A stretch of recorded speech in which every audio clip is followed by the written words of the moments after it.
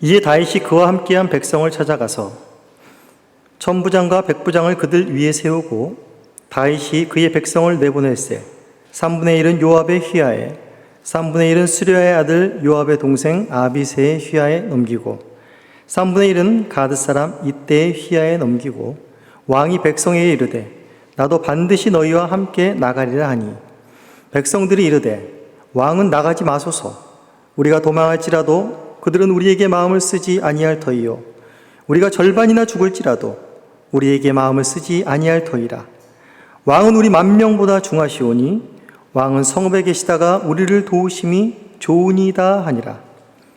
왕이 그들에게 이르되 너희가 좋게 여기는 대로 내가 행하리라 하고 문 곁에 왕이 서매 모든 백성이 100명씩 1000명씩 대를 지어 나가는지라. 왕이 요압과 아비새와 이때에게 명령하여 이르되 나를 위하여 젊은 압살롬을 너그러이 대우하라 하니 왕이 압살롬을 위하여 모든 군 지휘관에게 명령할 때에 백성이 다 들으니라. 하나님의 말씀입니다. 하나님께 감사합니다. 네, 우리가 지난 시간에 17장에서 이제 압살롬은 다윗의 이제 왕위를 완전히 끊어내려고 이제 후세의 계략에 따라서 온 이스라엘을 모아서 총 공격을 할 준비를 이제 마쳤습니다. 18장에서 이제 다윗 역시 압살롬의 공격에 대응할 준비를 하게 되며 그 대응의 결과와 또 다윗의 반응들이 오늘 18장에 걸쳐서 나오고 있습니다. 먼저 1절과 2절을 보시면 이제 압살롬의 공격에 대응하는 다윗입니다. 전열을 가다듬고 있는 것입니다. 먼저는 자신의 군대에 천부장과 백부장을 세우고 거기에 각 지휘관 3명을 세우는데 이스라엘의 용맹한 장수인 요압과 그의 동생 아비새를 세웁니다. 그런데 이때를 세웠는데 이때는 우리가 이미 15장에서 살펴봤듯이 이방인이지만 다윗에게 충성을 맹세하였고 또한 그 충성이 또한 다윗의 마음 가운데에 깊이 들어왔고 그것을 확인시킨 바 28장에서 이제 압살롬과의 전투, 그 중요한 전투 가운데에 3명의 대장 중에 1명으로 그를 세우게 됩니다. 그러면서 이제 다윗이 여기서 2절 마지막에 보시면 나도 반드시 너희와 함께 나가리라 하면서 굉장히 어떤 적극적인 모습을 보여줍니다. 이런 적극적인 모습은 약간 우리가 이때껏 보았던 다윗과 사뭇 조금 다른 느낌입니다. 왜냐하면 사무엘하 11장부터 시작했는 다윗의 범죄 가운데 다윗의 범죄가 무엇으로 시작됐냐면 다윗이 전쟁을 출정해야 되는 왕이 출정해야 되는 때인데 나아가지 않았습니다. 그리고 나서 낮잠을 자다가 궁정을 거닐다가 밧세바를 범하는 그런 일이 벌어졌는데 그 이후로 계속해서 우리는 다윗의 어떤 무기력함, 적극적으로 나서지 못함, 무능력함을 보았는데 여기서는 이제 어떤 다윗의 내가 이 전쟁에 너희와 반드시 함께 나도 출정할 것이다 라고 하면서 뭔가 이전과는 다른 어떤 쇄신하는 분위기를 보여주는 복성과 같은 그런 모습들을 보여줍니다. 그런데 3절과 5절에서 백성들이 그것을 극구 만류합니다. 왜냐하면 3절 중반에 보시면 우리가 절반이나 죽을지라도 우리에게 마음을 쓰지 아니할 터이라. 왕은 우리 만명보다 중하시오니 왕은 성읍에 계시다가 우리를 도우시는 것이 좋겠습니다 라고 말을 합니다. 이것은 단순히 고대 전쟁 가운데 왕이 죽으면 모든 군사가 사기를 잃고 전쟁이 끝나는 우두머리가 죽으면 우리가 이미 다윗과 골리앗의 싸움 속에서도 우리가 보아왔듯이 거기 대표 장수가 죽거나 또 왕이 죽으면 거기서 전체 지게 되는 전체가 이제 다 무기력해지고 패배하게 되는 그런 고대 전쟁의 원리일 수도 있겠지만 여기서 백성들이 극구 다윗을 전장터에 나가지 못하게 하고 그의 신변을 보호하는 것은 여태껏 이 사람들은 다윗이 어떻게 왕이 되었으며 어떠한 고난과 환난을 겪어서 이 자리에까지 온 줄 아는 사람입니다. 이 자리에까지 다윗이 어떻게 왔습니까? 바로 하나님께서 함께 하셨다는 것을 이 백성들도 아는 것입니다. 각별히 이렇게 압살롬의 공격을 통해서 같이 다윗과 함께 그 예루살렘 성을 빠져나온 이 사람들은 더욱 그러했을 것입니다. 그렇기 때문에 다윗은 그냥 한 나라의 왕이 아니라 하나님께서 세우신 왕이요 하나님께서 이스라엘 어쩌면 존폐를 맡긴 그런 왕이라는 것을 이들도 모두 인식하고 있었기 때문에 굉장히 세상 왕과는 다른 이스라엘의 특별한 왕으로 지목된 그런 대표적인 인물이라는 것을 잘 인식하고 있었기 때문에 바로 보호하고 있었던 것입니다. 그리고 마찬가지로 우리가 17장에서도 살펴봤지만은 다윗 한 사람을 죽이는 것이 여기서 목표였습니다. 왜냐하면 다윗 한 사람을 죽이면 압살롬으로 정권이 바뀌면서 단순히 정권이 바뀌는 것이 아니라 이태껏 다윗으로 하나님이 세우신 그 나라의 정체성 전체를 바꿔버릴 수 있는 것이기 때문에 다윗의 지위는 굉장히 중요한 것입니다. 이에 다윗은 이 말을 허락하고 백성들을 이제 내보내게 됩니다. 그런데 여기서 다윗이 5절 보시면 요압과 아비새와 이떼 세 장수에게 그리고 더불어 모든 백성이 다 들을 수 있도록 자기의 젊은 아들 압살롬, 자기를 죽이러 오는, 자기 백성들을 지금 해치러 오는 그 자기의 친자식에 대해서 너그러이 대해달라라는 말을 부탁을 하고 있습니다. 사실상 이것은 이따 뒤에 가서 다시 한번 더 자세히 살펴보겠지만은 단순히 아버지의 정으로라고 말하기에는 좀 더 깊은 의미가 있습니다. 물론 아버지가 자식을 죽인다라는 것이 너무나 마음 아픈 일이겠지만, 싸운다는 게 마음 아파서 부탁할 수도 있지만 그보다 더 깊은 의미를 갖고 있습니다. 여기서 사실은 다윗은 누가 이길지 사실 모르지 않습니까? 그런데 다윗은 분명히 여기까지 왔을 때 후반부에 다시 살펴보겠지만은 알고 있습니다. 자신이 이길 것이라는 것을 다윗은 어느 정도 짐작하고 있었다라는 것입니다. 12장 13절에 보시면 이미 다윗이 밧세바를 범하고 죄를 범한 다음에 나단 선지자의 책망을 통해서 회개를 했을 때 나단을 통해서 하나님의 음성을 듣습니다. 하나님께서 너를 용서하셨다. 그리고 너가 죽지 않을 것이다. 라는 그 확답을 받았기 때문에 다윗은 자기가 이 상황 가운데에서 결코 죽지 아니하시리라는 그 믿음이 아마 있었을 것이고 그 변치 않았을 것입니다. 그렇기 때문에 압살롬이 아무리 온 이스라엘을 모았다 할지라도 하나님이 함께 하시기 때문에 압살롬이 이길 수는 없을 거다라는 이 깊은 의미 속에서 압살롬을 죽이지 않기를, 압살롬에게 좀 환대를 할 수 있기를, 그가 살기를 좀 바라는 그런 마음이 또한 여기 내포되어 있다고 볼 수가 있습니다. 그러면서 이제 6절부터 8절까지 보시면 전쟁의 결과가 아주 심플하게 나와 있습니다. 전쟁의 장소는 이제 요단 건너에 에브라임 수풀에서 싸웠다라고 얘기합니다. 이스라엘 백성들이 지금 다윗의 진영들이 진을 친 마하나임 근처에 에브라임이라는 수풀이라는 곳에서 바로 전쟁을 벌였는데 여기서의 전쟁이 굉장히 순식간에 끝나버립니다. 여기서 칼에 죽은 자보다 어떤 자가 죽은 자가 많다고 합니까? 수풀에 죽은 자가 칼에 죽은 자보다 더 많았더라 라고 이야기를 하고 있습니다. 사실상 군사의 병력으로 봐서는 압살롬이 데리고 온 군대가 훨씬 압도적이었고 많았습니다. 그러나 전쟁은 수풀 가운데서 이루어졌습니다. 어떤 수풀이었는지는 모르겠지만은 전면전을 벌일 수 있을 만한 그런 수풀은 아니었던 것 같습니다. 그리고 굉장히 지형적으로 어떻게 보면 다윗의 군대에게는 유리했을 지형이었을런지도 모르겠습니다. 그러나 성경은 그런 전략적인 부분은 얘기하지 않고 그들이 칼에 죽은 것보다 바로 그 수풀에서 죽은 자들이 더 많았더라라고 하면서 다윗의 군대의 승리를 말하고 있습니다. 요 승리의 의미를 이제 9절에 압살롬의 죽음을 좀 더 상세하게 이야기하는데 여기서 좀 더 명확하게 드러나고 전쟁의 이 결과의 의미를 더 명확하게 알 수가 있습니다. 9절에서 이제 18절에 보시면 압살롬이 죽은 것에 대하여서 이제 상세하게 기록이 되어 있습니다. 근데 압살롬이 위기에 처합니다. 어떤 위기에 처하냐면 이제 왕들이 타고 다니는 노새를 타고 압살롬이 다녔는데 그 노새가 이제 그만 큰 상수리 나무에 번성한 나뭇가지를 지나갈 때 그 나뭇가지에 그냥 머리가 걸려버린 것입니다. 그러니까 그 머리가 나뭇가지에 걸려서 이렇게 노새는 그 밑으로 지나가고 공중에 이제 매달려 있는 어찌할 수 없는 이런 모습. 어떻게 이런 모습은 뭐 영화나 또 만화 같은 데서 또 많이 보던 모습이죠. 나뭇가지에 탁 걸려서 노새가 확 지나가는 이런 모습. 구체적으로 어떻게 걸렸는지는 모르겠습니다. 뭐 목이 걸렸다 이런 사람도 이런 얘기도 있는데 사실 달리는 노새에 어느 정도 속도인지 모르겠지만 목에 걸렸으면 그 살기가 힘들죠. 목에 부딪혔으면 이제 머리에 걸렸을 가망성이 많습니다. 이 머리에 걸려서 어찌할 수 없는 위기 가운데 처하게 되었습니다.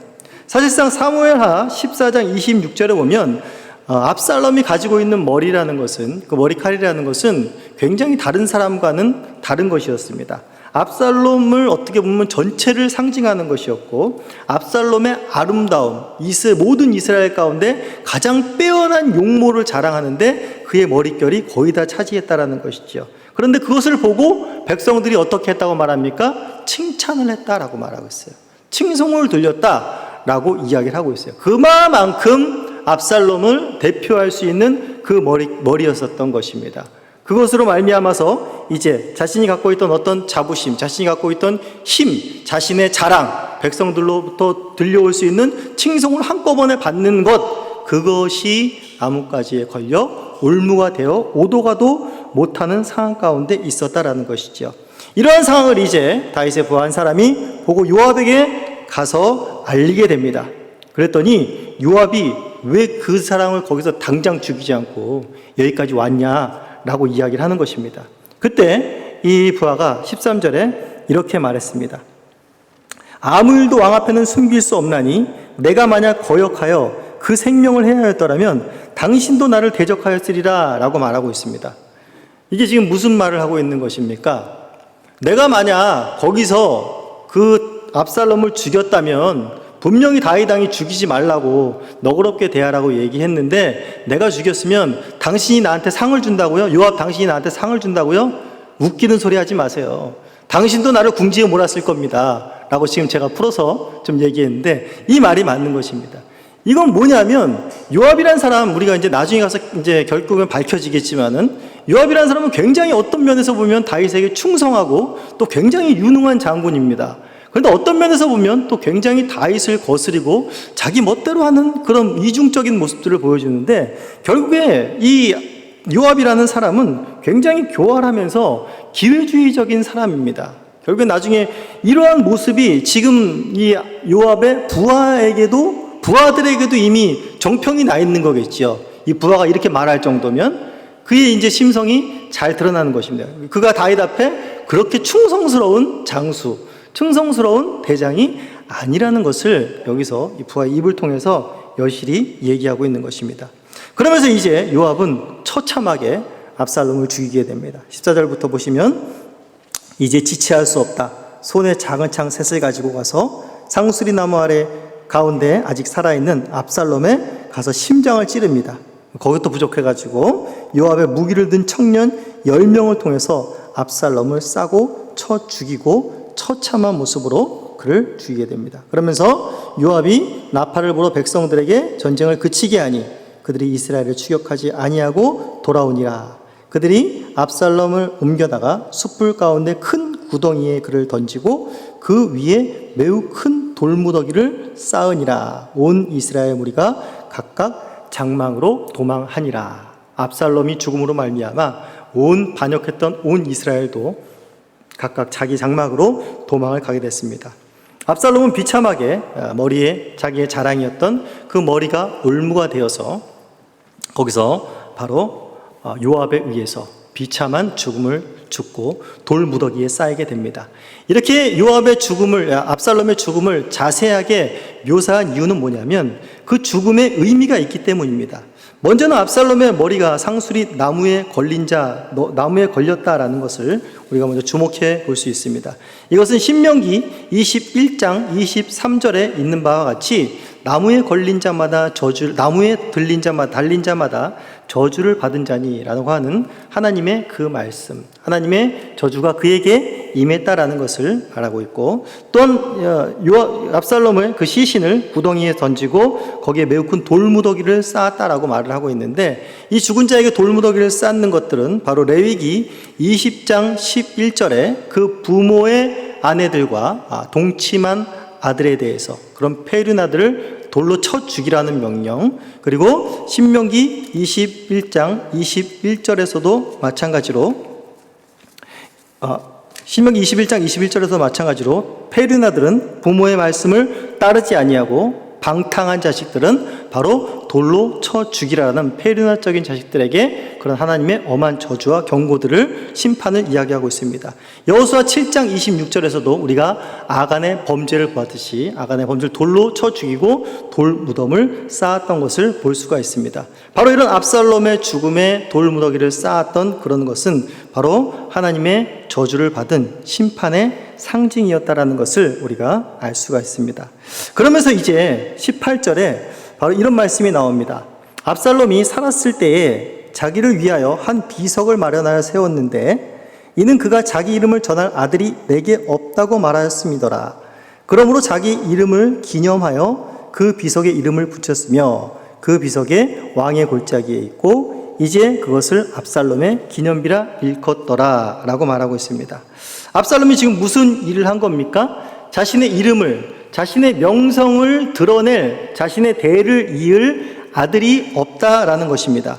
사실상 사무엘하 14장 27절에서 우리가 살펴보았지만은 압살롬에게는 아들 3명이 있었습니다. 그런데 그 이름이 나오지 않지요. 아들 3명 있었지만 이름이 나오지 않은 것은 추측해 보건대 그 아들이들이 어릴 때 다 죽었거나 왕의 명맥을 도저히 이을 수 없는 어떤 상태 가운데 있는 것이라는 것이 분명합니다. 그렇기 때문에 자신의 어떤 이름이나 명성을 드러낼 자식이 없기 때문에 기념비를 세워서 이거 자신의 이름이 대대로 드러나기를 바랬던 모습이었습니다. 그러나 이 비석은 결국에 자신의 이름의 명성을 드러내는 것이 아니라 결국에는 자신이 여호와로 인해 저주를 받고 심판받았다는 부끄러운 이름으로 이스라엘의 영영이 기록되는 그런 정반대의 비극적인 결과를 가져오는 기념비가 되었다라는 것입니다. 결국에는 우리가 지난번에 살펴봤듯이 사무엘하 17장 14절에서와 같이 후세의 계략이 채택되고 이 모든 것은 여호와께서 압살롬에게 화를 내리려 하심이라 라는 그 말씀이 응하였던 것입니다. 이미 하나님께서는 압살롬을 심판할 그 준비들을 하신 것이고 그 모든 과정 가운데 하나님이 개입하사 반역한 압살롬과 온 이스라엘을 심판하시고 무찌르시며 그들을 물리치신 것이다. 바로 하나님께서 이 전쟁 가운데 개입하셔서 싸우시고 결국에는 여호와께서 승리하신 싸움이다 라는 것을 이 압살롬의 패배를, 온 이스라엘의 패배를 통해서 잘 보여주고 있다는 것입니다. 그러면서 이제 19장부터 마지막 33절까지는 이제 그 압살롬이 죽었다라는 소식을 다윗에게 전해지고 그리고 그 소식을 들은 다윗의 반응에 대한 이야기를 담고 있습니다. 전쟁은 그야말로 위기의 전쟁은 끝났지만 사실상 이 전쟁에 방불할 만큼 이 소식을 다윗에게 전한다는 건 역시 백성들에게는 굉장히 무거운 짐이고 부담이 되었습니다. 왜냐하면 그가 죽인 자들은 바로 다윗의 아들이었고 또 특별히 다윗이 압살롬을 너그러이 좀 대우해달라라고 온 백성이 다 들을 수 있을 만큼 다윗의 마음을 표출했기 때문입니다. 그런데 그 압살롬이 처참하게 죽었으니 이것은 절대 다윗에게 기쁜 소식이 될 수가 없음을 알았기 때문에 다윗에게 이 소식을 전한다라는 것은 승리의 소식이지만 또한 비보의 소식인 것을 누구도 이 부담스러움을 털어낼 수 없을 것입니다. 그런데 여기서 갑자기 이 소식을 기쁨으로 전하겠다라고 적극적으로 나선 사람이 있는데 그것이 누구냐면 19절에 사독의 아들 아히마아스입니다. 간절하게 청합니다. 내가 빨리 왕에게 가서 여호와께서 왕의 원수를 갚아주신 이 소식을 전하게 하옵소서 라고 이야기를 합니다. 그랬더니 요압이 뭐라고 말합니까? 요압이 그에게 이르되 너는 오늘 소식을 전하는 자가 되지 말고 다른 날에 전할 것이니라. 왕의 아들이 죽었나니 내가 오늘 소식을 전하지 못하리라 라고 말합니다. 그리고 22절에 한술 하나 더 떠서 바로 이 소식으로 말미암아 너는 상을 도저히 받지 못할 것이다 라고 말하는 것이지요. 다윗의 마음을 상하게 할 뿐 너에게 어떤 칭찬도 돌아오지 못하게 할 것이다 라고 하면서 아히마아스가 소식을 전하는 것을 극구 만류하는 겁니다. 왜냐하면 아히마아스는 뒤에 보시면 알겠지만은 그는 좋은 소식, 27절에 보시면은 그는 좋은 사람이 좋은 소식을 가져오느니라 라고 다윗이 말을 하는데 그만큼 다윗에게 좋은 이미지로 박혀있는 사람이고 또한 사독의 아들입니다. 제사장의 아들이기 때문에 이스라엘에서 그 가문조차 존귀한 가문입니다. 그렇기 때문에 굳이 너 같은 사람이 가서 다윗에게 실망감을 주고 그 비보를 줄 필요가 있겠느냐라고 하면서 극구 만류하는 것입니다. 그러면서 이제 구스 사람에게 이제 요압이 명령을 하고 구스 사람은 요압에게 절하고 당장 다름질하여서 이 소식을 바로 다윗에게 전하려고 달려가고 있는 것입니다. 자, 그러면서 이제 24절부터 27절에 24절 보시면 때 다윗이 두 문 사이에 앉아 있더라. 파수꾼이 성문 위층에 올라가서 눈을 들어보니 어떤 사람이 홀로 달려오는지라. 다윗은 편히 앉아 있지 않았습니다. 성문에 있는 그 두 문 사이에서 바로 바깥문과 안 내벽에 있는 그 공간 사이에서 서서 이 전쟁의 결과가 어떻게 되었는가 분명히 파수꾼이 와서 전할 텐데 그 전쟁의 소식을 애타게 기다리고 있었습니다. 그러나 다윗이 기다린 것은 어떻게 보면 승리의 소식, 우리가 전쟁에 이겼습니다 라는 소식보다는 압살롬에 대한 소식이었을 것입니다. 압살롬이 죽었을까 살았을까라는 그 마음 가운데 다윗은 한시도 편안하게 쉴 수 없는 그런 불안함과 초조함 상태 가운데에 그 소식을 기다리고 있었는데 드디어 파수꾼이 오면서 누가 온다라는 것을, 어떤 형체가 나타난 것을 왕께 아뢰고 있습니다. 20절 보시면 파수꾼이 본즉 한 사람이 또 달려오는지라. 자, 한 사람이 달려오고 지금 두 사람이 달려오는데 파수꾼이 문지기에게 외쳐 이르되 보라 한 사람이 또 달려온다 하니 왕이 이르되 그도 소식을 가져오느니라. 파수꾼이 이르되 내가 보기에는 앞선 사람의 다름질이 사독의 아들 아히마아스의 다름질과 같으니이다 라고 말하고 있습니다. 구스 사람이 먼저 출발은 했는데 아히마아스가 먼저 도착을 한 것입니다. 굉장히 다리도 빨랐겠지만 그 승리의 소식을 전하고 싶은 마음이, 여호와의 승리라는 것을 다윗에게 빨리 전하고 싶은 마음이 아마 더 컸던 걸로 생각됩니다. 그러면서 이제 다윗의 반응이 어떠냐면 27절 마지막에 보시면 왕이 이르되 그는 좋은 사람이니 좋은 소식을 가져오느니라 하니라. 아히마아스가 급하게 막 달려오는 모습을 보니까 야, 저자는 분명 좋은 소식을 가져오는 것 보니 압살롬이 살았나 보다 라는 어떤 일말의 기대감이 다윗에게 있었던 것 같습니다.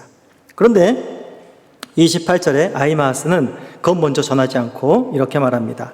아히마아스가 외쳐 왕께 아뢰되 평강하옵소서 하고 왕 앞에 얼굴을 땅에 대고 절하며 이르되 왕이 하나님 여호와를 찬양하리로소이다. 그의 손을 들어 내 주 왕을 대적하는 자들을 넘겨주셨나이다 라고 말하고 있습니다. 여호와를 찬양합니다. 주님을 대적하는 자들을 여호와께서 넘겨주셨습니다. 여호와께서 승리하게 하셨습니다 라는 말씀을 하고 있는 것입니다. 그런데 여기서 다윗은 할렐루야를 같이 외치지 않고 바로 자신의 궁금증이었던 압살롬의 소식을 묻습니다. 아히마아스는 그에 대답하며 요압이 왕의 종 나를 보낼 때에 크게 소동하는 것을 보았사오나 무슨 일인지 알지 못하였나이다 라고 하면서 그 비보를 직접적으로 전하지 않고 있습니다. 그리고 30절에 왕이 일어나 물러가 서 있으라 하며 물러나서 서 있더라. 그리고 바로 이어서 두 번째 전령이었던 구스 사람이 31절에 맡아 이렇게 말합니다. 내 주 왕께 아뢰 소식이 있나이다. 여호와께서 오늘 왕을 대적하여 모든 원수를 갚으셨나이다. 아히마아스와 동일하게 이방이었던 구스 사람 역시 이 싸움이 하나님의 싸움이었고 하나님께서 능히 승리하셨습니다 라는 기쁜 소식을 가져왔습니다. 그런데 왕이 구스 사람에게 묻되 젊은 압살롬은 잘 있느냐? 구스 사람이 대답하되 내 주 왕의 원수가 일어나서 왕을 대적하는 자들은 다 그 청년과 같게 되기를 원하나이다 라고 하면서 압살롬이 대적의 결국과 같이 죽었다라는 비보를 전하고 있는 것입니다. 이에 33절에 다윗의 마음이 통회하는 마음이 나옵니다. 왕의 마음이 심히 아파 문 위층으로 올라가서 우니라.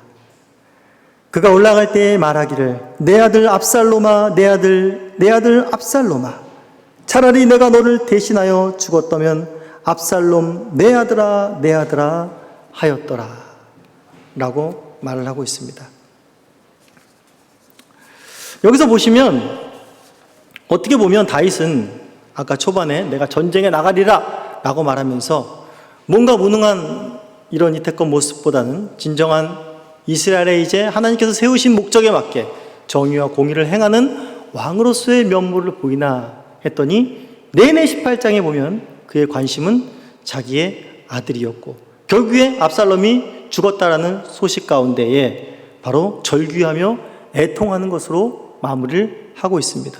어떻게 보면 다윗은 많은 사람들이 지금 여호와께서 승리를 이끄셨다라는 기쁨과 승리를 만끽하려고 하는데 다윗은 그 소식에 승리에 기뻐하며 만끽하는 모습을 찾아볼 수가 없으며 다윗은 여전히 무력하고 이제 나이가 들어가더니 여호와 앞에 신앙이 사그러들었는가라고 좀 생각하는 그런 실망스러운 모습이 아닌가라고도 생각될 수 있습니다. 그러나 여기서 다윗의 이 절규가 그런 단순한 부정 속에서만 나온 비통한 외침은 아니었다라는 것입니다. 그 안에는 좀 더 많은 깊은 뜻과 내용들을 담기고 있습니다.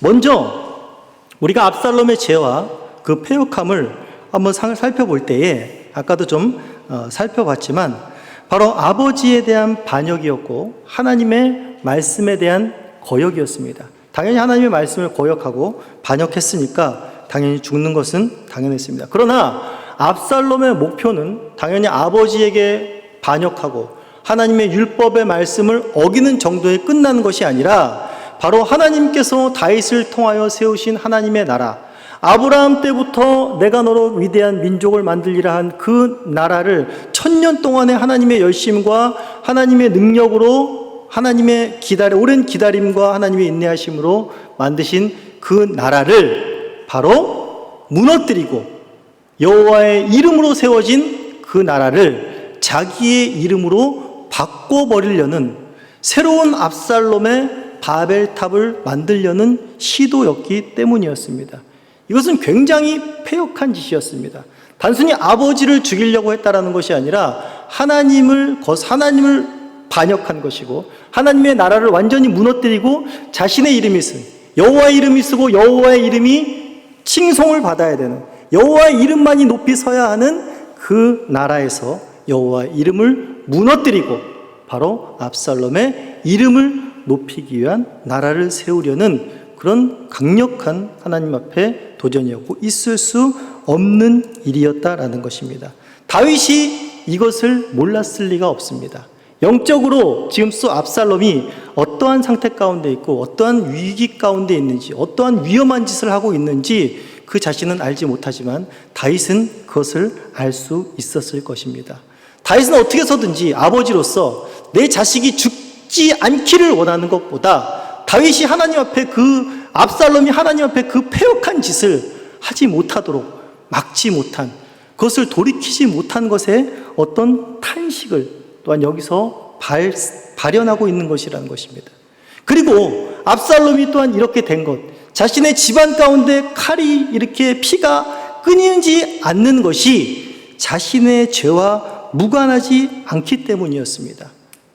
자신이 바세바를 범하고 우리아를 죽임으로 말미암아서 정말 이때껏 패역한 그런 짓을 함으로 말미암아서 나단 선지자를 통해서 하나님의 징계를 받았고 칼이 너희의 집안에서 영영이 떠나지 아니하리라는 그 말씀이 물론 다윗은 용서함을 받았지만은 그 마음이 그 죄에 대한 무게가 계속해서 다윗을 짓누르고 다윗을 슬픔 가운데 빠뜨리고 있었다라는 것입니다. 사실상 다윗을 보십시오. 다윗은 그 대적들이 어떻게 보면 왜 강력한 블레셋이나 이방이었을 때는 그렇게 고통이 크게 드러나지 않습니다. 그런데 다윗의 대적은 여태껏 어땠습니까? 왕으로 서기 전부터 다 자기 집안 사람이었습니다. 사울이 누구였습니까? 장인어른이었습니다. 같은 이스라엘의 초대 왕이 자기를 죽이려고 그렇게 몇십 년을 고생하고 자기를 해하려고 했던 것입니다. 지금 또 다윗의 집안 가운데에서 자기 자식이 또 자기를 죽이려고 하는, 자신의 가장 가까운 피부치들이 자신을 죽이려고 하는 그 고통이 얼마나 고통스러웠겠습니까? 다른 대적들도 아니라는 것이지요. 이러한 고통을 시편 3편에서 다윗은 잘 표현하고 있습니다. 우리 한번 시편 3편으로 한번 가보시도록 하겠습니다. 시편 3편 보시면 그 위에 제목이 이렇게 나와 있죠. 다윗이 그의 아들 압살롬을 피할 때 지은 시다 라고 얘기하면서 다윗이 압살롬의 반역을 통해서 그 받은 고통들, 또한 거기서 받은 은혜들을 이 짧은 시편 속에서 잘 나타내고 있습니다. 다윗은 먼저 자신의 주변 상황을 이렇게 말합니다. 1절에 보시면 여호와여 나의 대적이 어찌 그리 많은지요. 일어나 나를 치는 자가 많으니이다. 많은 사람이 나를 대적하여 말하기를 그는 하나님께 구원을 받지 못한다 하나이다 라고 말합니다. 압살롬의 상황이라면 이 상황은 어떻습니까? 압살롬이 온 이스라엘을 요동하여서 자기 집안 식구인, 자기가 보호하고 자기가 지켰고 자기가 먹였던 백성들이 다 나를 반역하고 내 대적이 된 것입니다. 그리고 더 가까운 내가 내 피를 받고 자란 내 친아들 압살롬, 내가 아꼈던 그 아들이 그 수장 우두머리가 되어서 나를 치는 대적이 되었다라는 것입니다. 얼마나 기가 막힌 일입니까? 그러면서 그는 하나님께 구원을 받지 못한다라고 조롱을 받는 입장에 처해 있다라는 것입니다. 이미 확인했듯이 사울의 집안인 시므온을 통해서 얼마나 숱한 모욕을 받았습니까? 그러나 다윗은 거기에서 가만히 있었고 거기서 더 이상 저항하지 않는 그러한 모습들을 다윗은 보였다라는 것입니다. 얼마나 다윗이 이러한 처지 가운데에 그 자신의 죄로 말미암아서 자신의 집안의 칼이 떠나지 아니하는 이 비극 가운데 다윗이 느꼈을 그 아픔이 어떤 것이었겠냐라는 것이죠. 합신의 지금은 교수님이 아니지만 전 교수님이었던 김성수 교수님이 이 부분을 이렇게 다시 표현했는데 너무나 좀 마음이 와닿습니다. 다윗이 이런 대적들로 인해서 그가 당하는 고통을 이렇게 다시 말했습니다. 하나님이여 내 죄악의 책임을 물어 나를 이렇게 치시니 이제는 제가 더 이상 견디지 못하겠나이다 라는 울부짖음에 더 가까웠을 것이다 라고 이 지금 다윗의 대적이 어찌 그리 많은지요 하면서 이렇게 조소하는 모습들이 바로 이렇게 표현했는데 굉장히 다윗의 마음을 너무나 잘 표현한 것 같습니다. 내 죄악의 책임을 물어 나를 이렇게 치시니 이제는 제가 더 이상 견디지 못하겠나이다 라는 울부짖음이라는 것입니다. 압살롬과 대적자들이 다 자신의 자식이요 백성들이었습니다. 그들이 자신을 향하여 길을 들었을 때, 자신을 반역하고 자신을 죽이려 했을 때에 얼마나 다윗은 낙담될 수밖에 없었고 살 소망까지도 잃어버릴 수 있는 그런 상황이 아니었겠습니까? 그런데 중요한 것은 다윗은 여기서 낙담하여 절망하여 죽지 않는다라는 것입니다. 여기서 다윗이 버틸 수 있는 은혜가 있었고 힘이 있었다라는 것입니다. 그것이 무엇이냐면 바로 우리가 아까 12장에 살펴봤듯이 나단 선지자를 통해서 다윗은 너는 하나님께 용서를 받았고 너는 결코 죽지 않을 것이다 라는 그 약속을 받았습니다. 이것은 그냥 네가 회개했으니까 목숨만은 살려줄게 라는 그렇게 목숨만 살려준다는 생명 연장을 이야기하는 것이 아니라 다윗에게 허락하신 바로 사무엘하 7장에서 다윗에게 언약을 하시면서 허락하신 내가 모든 원수에게서 벗어나 편히 쉬리라 하신 약속, 내 집과 내 나라가 내 앞에서 영원히 보존되고 내 왕위가 견고하리라는 그 약속이 아직도 너를 통하여 유효하다라는 것입니다. 그것이 너를 통하여 변하지 않는다라는 것을 말하고 있습니다. 너를 세운 내 왕권, 너를 결코 사울처럼 다시는 너를 폐위시키는 일은 없을 것이다. 끝까지 너의 왕권은 유지되고 너는 이스라엘에 내가 기름 부어 세운 자라는 것이 결코 그 명예가 실퇴되지 않을 것이다 라는 그 약속이 다윗에게 있는 것이고 다윗은 그 약속 가운데 머물렀던 자였고 그러므로 말미암아서 다윗은 압살롬을 부탁할 수 있었던 것입니다. 이미 승리는 내가 아닌 여호와께서 하실 것이라는 거기 때문에 이 나라의 왕은 나 다윗이 부족하고 남을 죽이고 간음할 수밖에 없는 연약한 내가 아닌 하나님께서 다스리는 것이라는 것을 다윗 왕은 누구보다도 잘 알았기 때문에 이 전쟁은 이길 것이라는 것을 알았기 때문에 단 한 사람 그 의미를 모르는 압살롬이 살았으면 좋겠다, 압살롬이 이 은혜를 받았으면 좋겠다 라는 그 탄식과 절규밖에는 다윗은 할 수 없었다라는 것입니다. 후세의 계략이 채택된 것도 성경은 뭐라고 말하고 있습니까? 여호와께서 이미 압살롬을 처단하시기 위한 하나님의 계략이라고 하나님의 뜻이었다라고 말을 합니다. 그러면서 우세의 계략이 채택된 것을 듣고 전령이 그 밤에 다윗에게 달려와서 한 말이 뭡니까? 여기서 주무시면 안 됩니다. 여기서 주무시면 오늘 몰살당합니다. 빨리 강을 건너서 피하십시오 라고 말하고 있는 것입니다. 그때 하나님께서 후세의 계략이 채택되지 않게 하셨다면 다윗은 그 밤에 거기서 잤을 것이고 그 밤에 모두 아히도벨의 계략대로 모두가 몰살을 당하고 거기서 다윗은 잠들었을 것입니다. 여기에 아주 부합하는 말씀이 바로 여기 있습니다. 5절에 보시면 내가 누워 자고 깨었으니 여호와께서 나를 붙드심이로다 라고 말하고 있습니다. 내가 잠자고 눈을 떴는데 이것이 여호와께서 나를 붙드셨다라는 말이 되는 것입니다. 그냥 일상 아닙니까? 잠자고 눈 떴다. 그러나 여기서는 일상이 아니지요. 쫓겨난 상황이었고 그 상태에서 피곤하여 잠들 수 있는 상황이었습니다. 그런데 이때 여호와께서 나에게 붙드시지 않았으면, 후세의 계략을 채택되지 않게 하셨다면 다윗은 알고 있는 것입니다. 내 목숨은 살아나지 못했다. 다윗은 이미 17장에서 확신이 든 것입니다. 여호와께서 이 전쟁을 이기셨고 압살롬을 벌하시기로 그 계획을 돌이키지 아니하기로 작정하셨다라는 것을 알고 바로 18장으로 넘어왔다는 사실을 우리가 주목하셔야 된다는 것입니다. 여기서 보실 때에 다윗의 이런 처절한 울분, 처절한 집안의 비참함, 자신의 모든 것이 송두리째 무너뜨릴 것 같은 이 상황 가운데서도 다윗을 결코 무너뜨리지 못하게 한 것은 바로 하나님께서 다윗에게 주신 약속입니다. 그리고 하나님께서 붙드심이고 바로 하나님께 긍휼과 은혜와 사랑은, 그리고 하나님을 의지하는 다윗의 그 믿음은 어떤 절규와 어떤 핍박과 어떤 대적도 결코 꺾지 못하고 결코 빼앗지 못한다는 것을 이 다윗의 시편을 통해서 이야기하고 있는 것입니다. 그래서 결국에 시편 3절에서 다윗은 이렇게 고백하는 것입니다. 여호와여, 주는 나의 방패시요 나의 영광이시요 나의 머리를 드시는 자시니이다 라고 말하면서 내가 나의 목소리로 여호와께 부르짖으니 그의 성산에서 응답하시는도다 라고 말하면서 결국에 8절에서 왕다운 기도를 드리는 것입니다.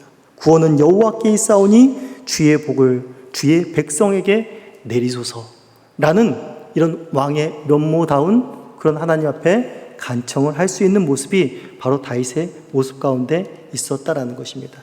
우리는 다윗의 모습을 보면서 바로 예수 그리스도께서는 다윗보다 더 많은 대적들이, 더 많은 수치와 조롱들을 당하셨다는 것을 너무나 많이 알고 있습니다.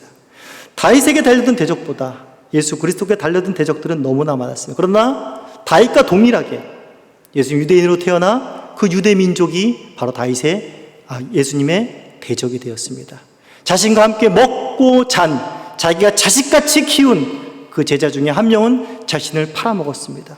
그리고 나머지 제자들도, 수제자라고 하는 베드로까지도 예수님을 배반하고 그 이름을 저주하고 그렇게 모두 다 떠나버리는, 모두가 예수 그리스도의 대적이 되어버린 것이 바로 예수 그리스도께서 이 땅 가운데 처하신 비극이었고 슬픔이었습니다.